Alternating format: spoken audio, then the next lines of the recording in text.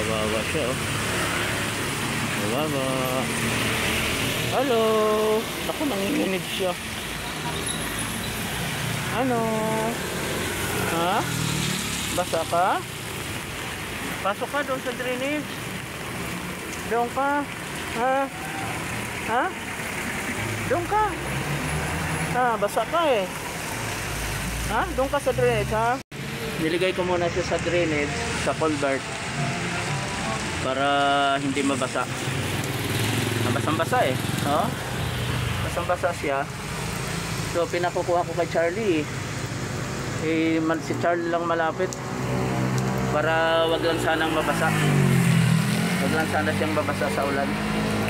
Diyan ka muna ha, wag kang umalis dyan ha. May kukuha sa'yo ha. Diyan ka lang. Wawa yan.